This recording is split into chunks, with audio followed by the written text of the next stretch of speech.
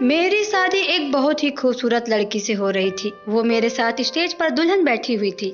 अपनी शादी में बहुत ही खुश था, पर मैंने नोटिस किया कि मेरी बीवी की सबसे छोटी बहन मुझे अजीब नज़रों से देख रही थी। कुछ देर बाद वो मेरे पास आई और मैं धीरे धीरे से मेरे हाथ में एक लिफाफा पकड़ा दिया। उसे ऐसा करते देख मैं घबरा गया। मैंने बिना किसी बताए उस लिफाफे को धीरे से अपने पैंट की जेब पर रख लिया।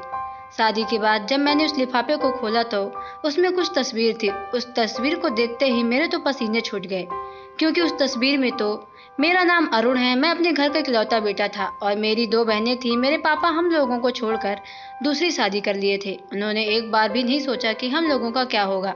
हमें भी बाप की ज़रूरत है। खैर, हमारे लिए तो माँ ही, मेरी माँ और बाप दोनों थे, जिन्होंने हमें बाप की कमी महसूस नहीं होने दी। धीरे धीरे मैं बड़ा हो गया और मेरी पढ़ाई पूरी होते ही मुझे एक अच्छी जगह नौकरी मिल गई। धीरे धीरे करके हमारे घर के हालात पहले से बेहतर हो गए। मैं दो बहनों का अकेला एक भाई था। मेरी दोनों बहनें मुझसे बड़ी थी।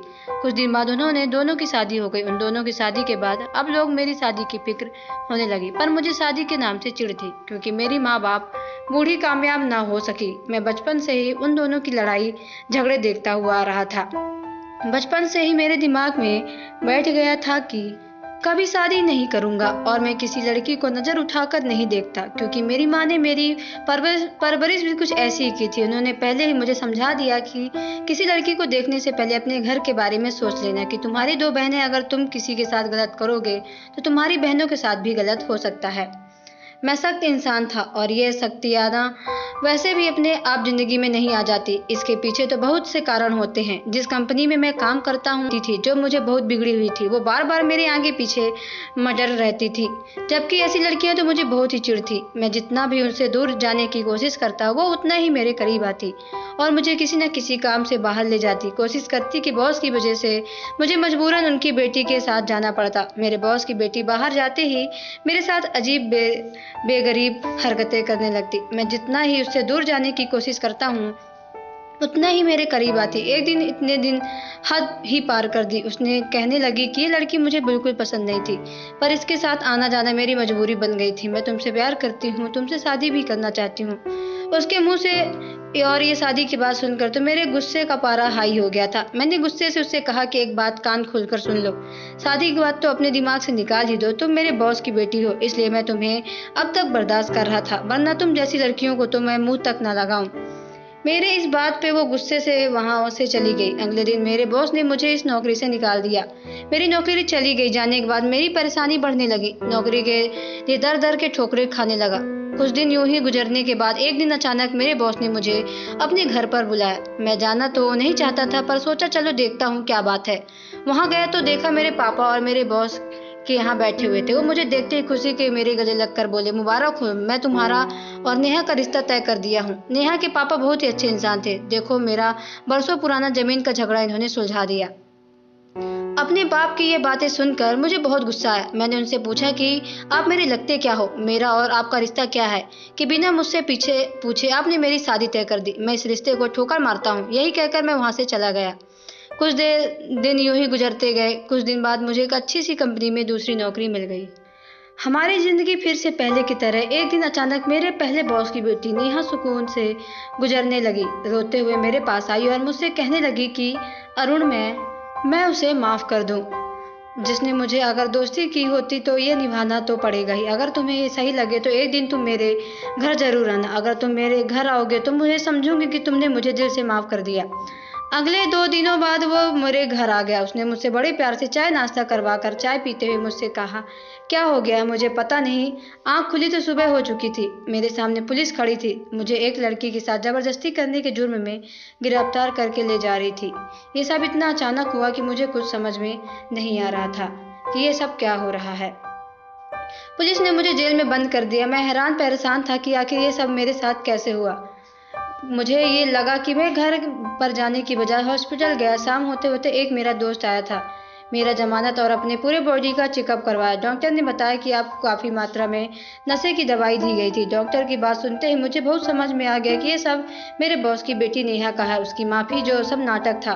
उसके प्रपोजल पर मैंने उसे ठुकराया। उसने अपनी इंसल्ट बर्दाश्त नहीं, उसने अपनी इंसल्ट बदला लेने के लिए ये सब किया मेरे साथ। मैं सोच भी नहीं सकता था कि इतनी गिरी हुई हरकत वो करेगी। अपने साथ इतना बड़ा धोखा होने के बाद मेरा दिल घबराने लगा। मैं कुछ ना करने, मैं अपनी नज़रों में मुजरिम बन गया था।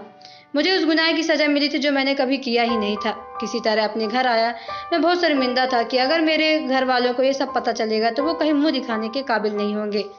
मैं जैसे तैसे अपनी ज़िंदगी गुजार रहा था। मेरे दिमाग में नेहा की वो गंदी हरकतें नहीं जा रही थी कि आखिर उसने मेरे साथ ऐसा क्यों किया। एक दिन मैं ऑफिस में था, तभी अचानक मेरे दोस्त का फ़ोन आया। उसने बताया कि तुम्हारे पहले बॉस की बेटी नेहा का एक्सीडेंट हो गया है और एक्सीडेंट में उसकी डेथ हो गई है। उसके तुम्हारे साथ गलत किया जो उसकी सज़ा उसे मिल गई है। नेहा को उसके लिए सज़ा तो मिल गई थी, पर मेरे दिमाग में उसकी गंदी हरकतें की तस्वीर बार बार नज़र में। दोस्त ने मुझे बहुत समझाया कि मुझे इस सदमे से बाहर निकलने का हौसला बढ़ाए।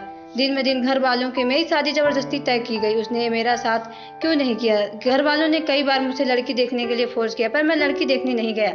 जिस दिन शादी की थी उस दिन लड़की को देखता ही रह गया।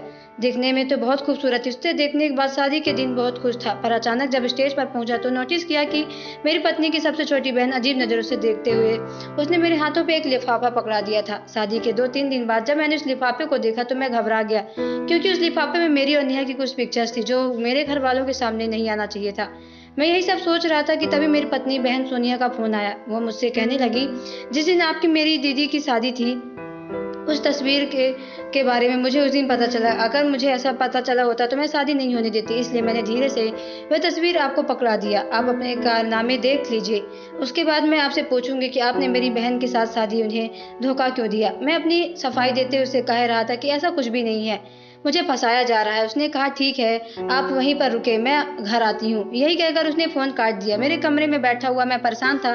तभी मेरी पत्नी मेरे कमरे में आई और मुझसे पूछने लगी कि क्या हुआ, आप परेशान क्यों दिख रहे हो। मैंने हाँ में बात कुछ ऐसी, अभी मैं उससे सब बात कर रहा था तभी उसकी बहन मेरे सामने आकर खड़ी हो गई। मेरी पत्नी आरती से कहने लगी, दीदी आपको पता है आपके पति शादी से पहले क्या वो गुल खिलाया है। दीदी, इनकी जगह आपके साथ नहीं बल्कि जेल में होनी चाहिए थी। ये सब देखकर दीदी बोलती है कि आपकी बहन के मुंह से ये सुनते ही मेरी पत्नी अपनी बहन को एक थप्पड़ दिया और कहा कि बस करो, अब इनके आगे एक लफ्ज मत बोलना। ये सब मेरे लिए घर में नई आई हूँ।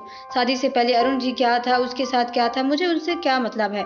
अरुण जी एक अच्छे इंसान है, कभी भी किसी के साथ गलत नहीं कर सकते। अगर तुम इनके बारे में कुछ जानती तो इनके साथ धोखा हुआ होता, क्योंकि शादी की पहली रात इन्होंने मुझे सब कुछ बता दिया था। अगर ये गलत होते तो अपने गुनाहों को छुपा सकते थे, पर जब इन्होंने कोई गुनाह ही नहीं किया तो छुपाना क्या। ये सब देखते ही उसकी बहन समझ गई थी कि जीजू ने कुछ नहीं किया है, और अपनी पत्नी के मुंह से ऐसी बातें सुनकर मुझे अपनी पत्नी पर फक्र होने लगा, क्योंकि अगर आज मेरा साथ नहीं देती तो इसी को कहते हैं जीवन साथी। अगर एक पर कोई, मैं तो कभी नहीं रहता। मुसीबत आए तो दूसरा आपके साथ कंधा में कंधा मिलाकर खड़े हो जाए। तो दोस्तों, आपको स्टोरी कैसी लगी कमेंट बॉक्स में ज़रूर बताएं। अगर आप हमारे चैनल पर नए तो चैनल को सब्सक्राइब करके बेल आइकन को प्रेस कर ले, ताकि आने वाली सभी वीडियो का नोटिफिकेशन आपके मोबाइल पे सबसे पहले पहुंचे, क्योंकि मैं ऐसे वीडियो आप लोगों तक लाती रहती हूँ। चलिए मिलते हैं नेक्स्ट वीडियो पे। Okay bye, take care.